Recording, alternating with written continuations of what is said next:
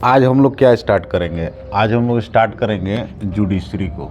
ठीक है, जुडिशरी को हम देखेंगे कि जुडिशरी जो है इंडिया में वर्क कैसे करता है। ध्यान से सुनो।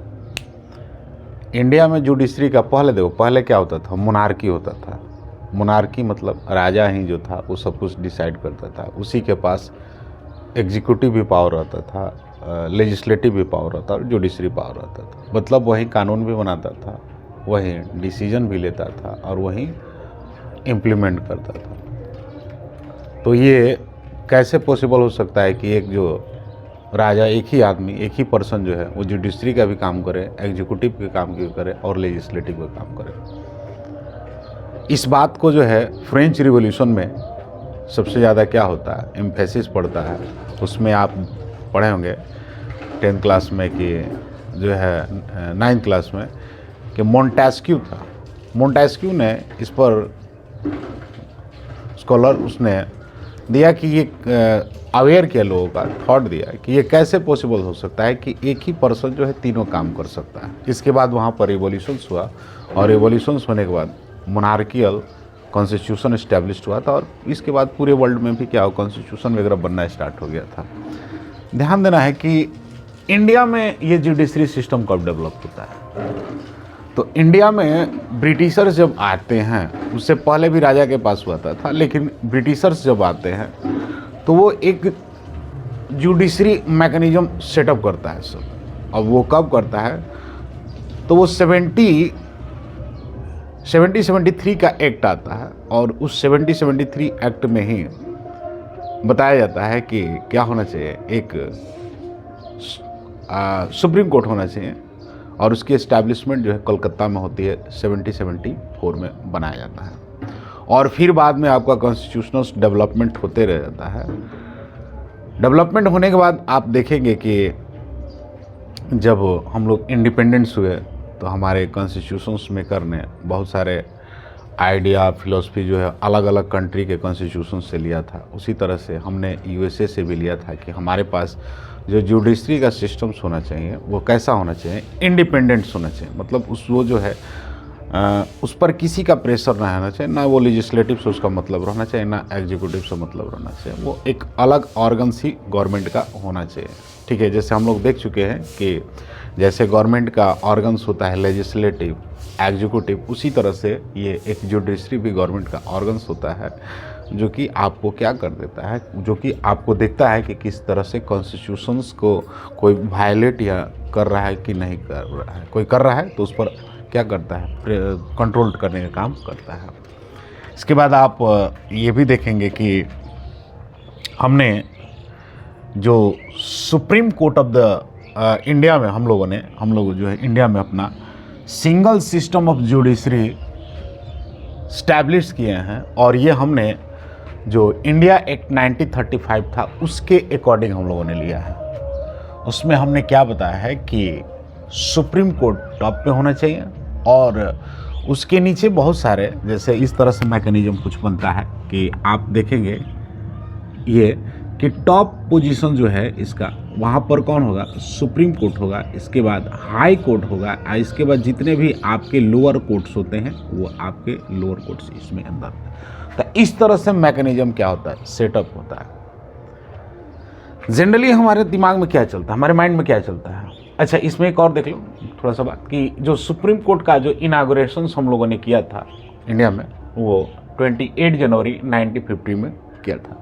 जब हम कॉन्स्टिट्यूशंस की बात करेंगे तो कॉन्स्टिट्यूशन के पार्ट 5, हमारे कितने पार्ट है? 22 पार्ट है। उसके पार्ट 5 में ये आर्टिकल पर बात करेंगे तो आर्टिकल 124 से लेकर 147 तक ये केवल आपको जुडिशरी के बारे में बताएगा, ये इंडिया के जुडिशरी सिस्टम के बारे में बताएगा। ये आर्टिकल 124 से लेकर 1, और ये पार्ट 5 में पड़ता है।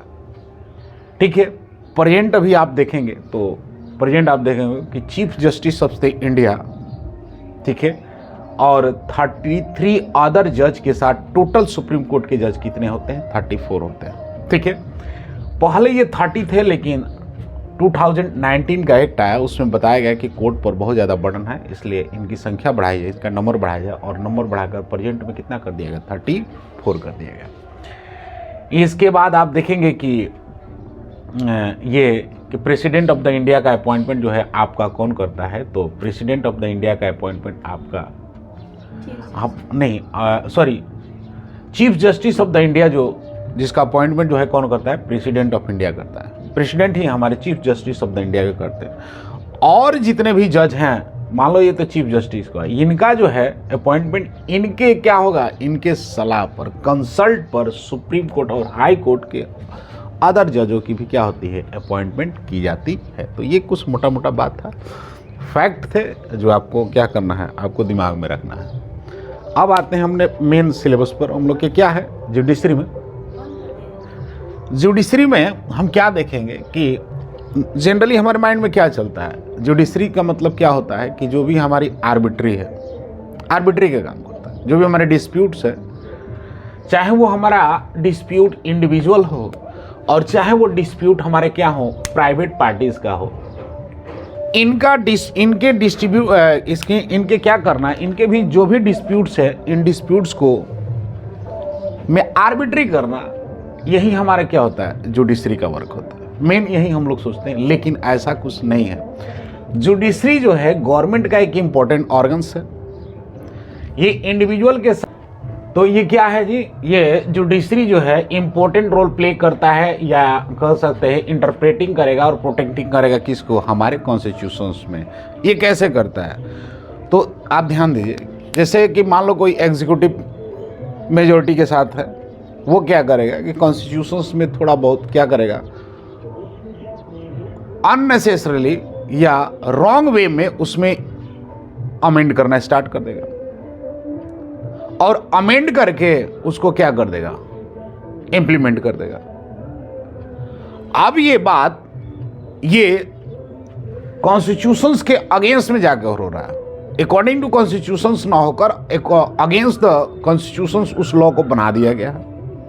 अब जब वो लॉ बना गया, इम्प्लीमेंट कर दिया गया, तो वो जो लॉ है, क्या वो लॉ सही है या गलत है, इसको तो देखना करना होगा ना। अदरवाइज क्या होगा, कॉन्स्टिट्यूशन का मीनिंग ही खत्म हो जाएगा। जब जब मेजोरिटी में आएगा कैबिनेट, जो मन सो चेंज कर देगा। तो ऐसे सिचुएशन में ये हमारा जुडिशरी जो है वर्क करता है, प्रोटेक्ट करता है जुडिशियल्स रिव्यू के थ्रू।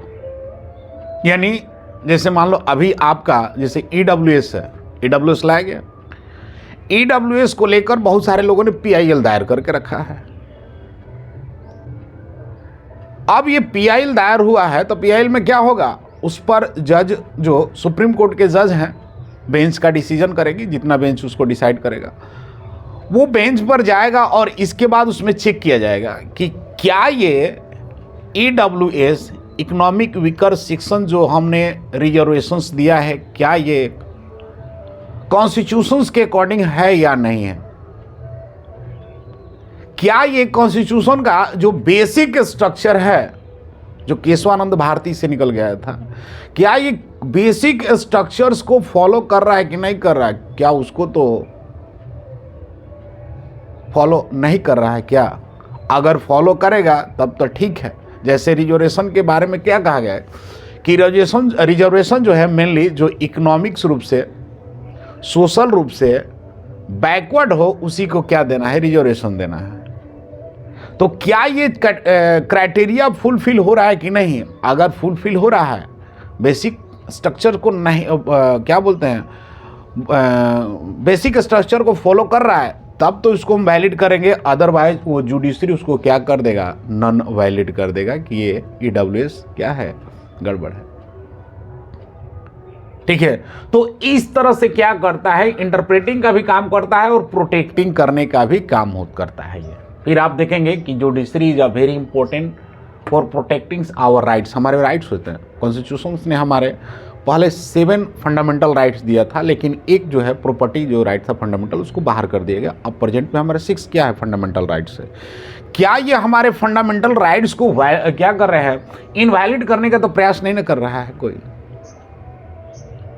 ठीक है, क्या पार्लियामेंट या जुडिशरी या सॉरी लेजिस्लेटिव एग्जीक्यूटिव क्या ये जो है हमारे राइट्स को इनवैलिड करने का कोशिश तो नहीं कर रहा है, ट्राई तो नहीं करना है। अगर ऐसा करेगा तो जुडिशरी में ही हम डायरेक्ट जाकर सुप्रीम कोर्ट में डायरेक्ट हम लोग जाते हैं अपने फंडामेंटल राइट्स को लेकर। तो डायरेक्ट हम जाकर क्या करेंगे, जाएंगे तो ये जुडिशरी हमारा क्या करेगा, ये हमारे राइट्स को प्रोटेक्ट करेगा। इसके बाद India is an integrated judicial system has been established in our constitution. और इस तरह से हम अपने कॉन्स्टिट्यूशंस में कैसा सिस्टम डेवलप किए, इंटीग्रेटेड जुडिशियल सिस्टम रखें। इंटीग्रेटेड सिस्टम का मतलब क्या होगा कि नीचे में, सबसे नीचे में क्या होगा, लोअर्स होंगे, इसके बाद हाई कोर्ट, इसके बाद सुप्रीम कोर्ट्स होते हैं।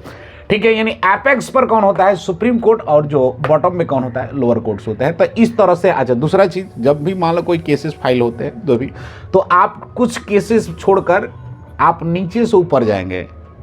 ठीक है, ये नहीं कि आज झगड़ा मारपीट कर लिए और डायरेक्ट सुप्रीम कोर्ट में चले जाएंगे, नहीं, आपको ये स्ट्रक्चर फॉलो करते हुए ऊपर की तरफ आना है। लेकिन हमारे फंडामेंटल राइट्स है, उस फंडामेंटल राइट्स को आर्टिकल 32 के अकॉर्डिंग हम सीधे कहाँ जा सकते हैं, सुप्रीम कोर्ट में जा सकते हैं। ठीक है, तो ये कुछ आपके क्या है, ये कुछ आपके जो है जुडिशरी सिस्टम में हम लोग को पढ़ना है। ठीक है, इसमें हम लोग आगे चैप्टर में आगे हम लोग और इसके डिटेल के बारे में जानेंगे। इसमें हम लोग मेनली देखेंगे कि इंडिपेंडेंट जुडिशरी सिस्टम किस तरह से वर्क करती है इंडिया में, प्रोटेक्टिंग कैसे करते हैं हमारे राइट्स को, इंटरप्रेटिंग कैसे कॉन्स्टिट्यूशंस में कर रहा है, और रिलेशनशिप हम लोग देखेंगे जुडिशरी और पार्लियामेंट ऑफ इंडिया के बीच में। इसके बाद हम देखेंगे कि हमें नीड क्यों है इंडिपेंडेंट जुडिशरी का, इंडिपेंडेंट जुडिशरी का मीनिंग क्या होता है, अपॉइंटमेंट जजों की कैसे की जाती है।